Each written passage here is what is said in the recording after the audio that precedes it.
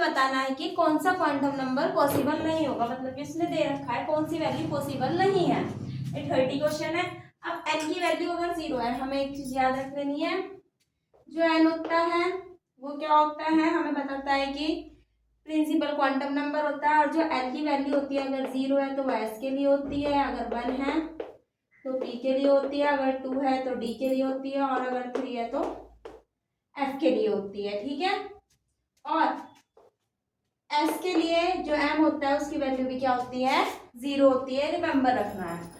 अब अगर n 0 है तो l कभी भी 0 नहीं हो सकता। अगर ये 0 है, अगर n 0 है तो l भी क्या होगा हमारा 0 ही होता है, 1 नहीं हो सकता। ठीक है।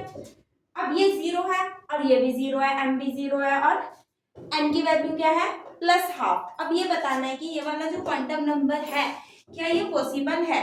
अब इसमें अगर एस सेल होती है, एस सेल क्या होती है, कैन बी नेवर बी 0, वो कभी भी, जो ये एन शेल है ये कभी भी 0 नहीं हो सकती, इसकी वैल्यू कुछ ना कुछ होगी, 1 2 3 4 कुछ भी हो, तो ये तो पॉसिबल नहीं है। फिर अब n इक्वल टू 1, अगर n 1 है तो l 1 नहीं होगा, क्योंकि अगर n 1 है तो हम l को क्या करते हैं, निकालने के लिए n माइनस 1 करते हैं, तो ये तो 1 1 हो ही नहीं सकते, तो ये भी क्या होगी, पॉसिबल नहीं होगी। ये 3 है और ये भी 3 है। अब n की वैल्यू देखो जरा, 1 मिनट क्वेश्चन देखती हूँ मैं। हाँ ठीक है।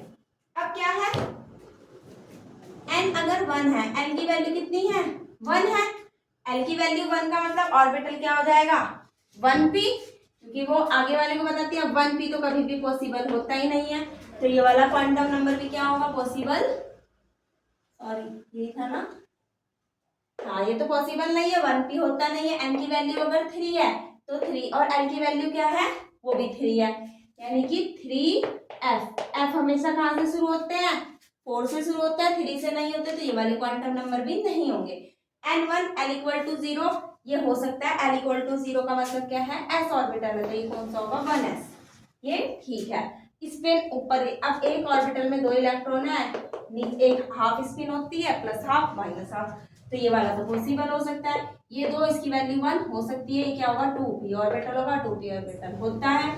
n की वैल्यू 3, p की वैल्यू 1 हो सकती है, क्योंकि हमारे पास क्या है 3 में d, 3 पे क्या है हमारे पास, सॉरी ये क्या है, 3p भी हमारे पास क्या होता है, प्रेजेंट होता है। तो कौन कौन सी है जो पॉसिबल नहीं होंगी वो हमें दिख रही है, और हर कोई पॉसिबल क्यों नहीं है वो भी मैंने आपको बता दिया, ये पॉसिबल नहीं है क्योंकि जो हमारा n ऑर्बिटल होता है वो कभी भी 0 नहीं होता है, प्रिंसिपल क्वांटम नंबर कभी भी 0 नहीं होता है। अगर ये 1 है तो ये 1 नहीं हो सकता है, क्योंकि कभी भी 1 भी पॉसिबल नहीं होता है, इसके लिए 3f पॉसिबल नहीं होता है, ये पॉसिबल है, पॉसिबल और ये पॉसिबल है। ओके।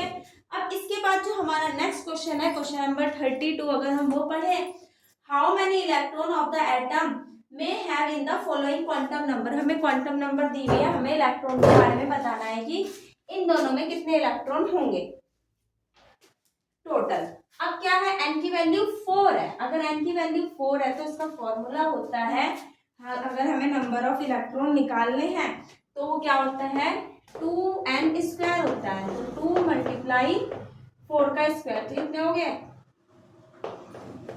16, तो टोटल इलेक्ट्रॉन कितने हो गए हमारे, 32 इलेक्ट्रॉन हो गए। अभी 32 इलेक्ट्रॉन है, इसमें 16 इलेक्ट्रॉन क्या होंगे, प्लस स्पिन वाले होंगे, और 16 इलेक्ट्रॉन क्या होंगे हमारे, माइनस स्पिन वाले होंगे, तो उसने यही बोला है माइनस स्पिन है, तो 16 इलेक्ट्रॉन है इसके अंदर। नेक्स्ट क्या है हमारे पास, n इक्वल टू 3 और n इक्वल टू 0 है, ये 3 है, l की वैल्यू 0 किसकी होती है, s ऑर्बिटल के लिए होती है, तो ये क्या है हमारे पास 3s ऑर्बिटल है। अब s ऑर्बिटल में इलेक्ट्रॉन की वैल्यू मैक्सिमम कितनी आती है, 2 ही तो इलेक्ट्रॉन आते हैं s ऑर्बिटल में, तो इसकी वैल्यू कितनी आएगी, 2 इलेक्ट्रॉन।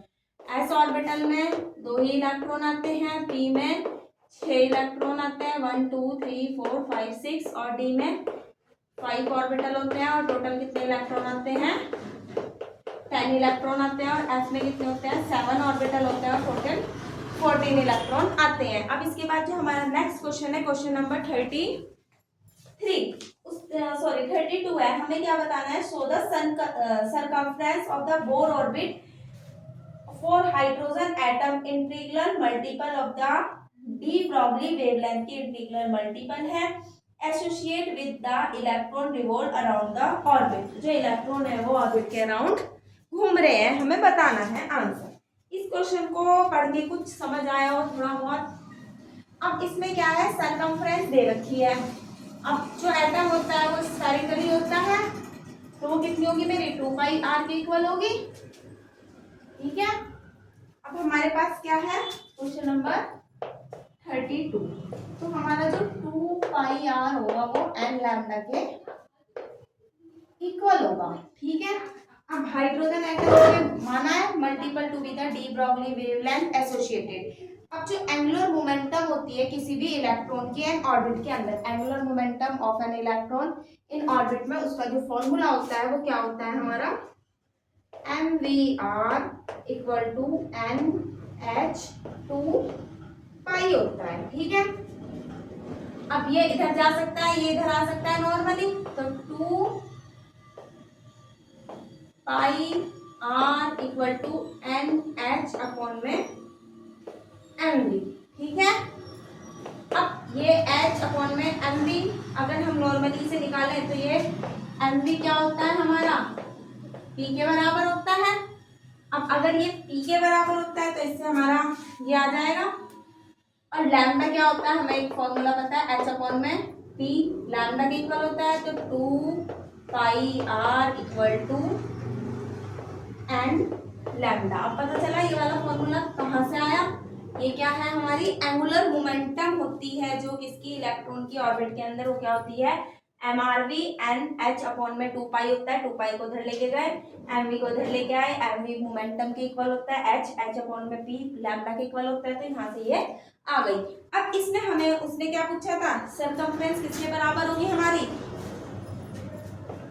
एंड लैम्डा किसने वैल्यू नहीं दी थी, वैल्यू देता तो हम सीधा आंसर निकाल देते। ओके, पता चला। अब इसकी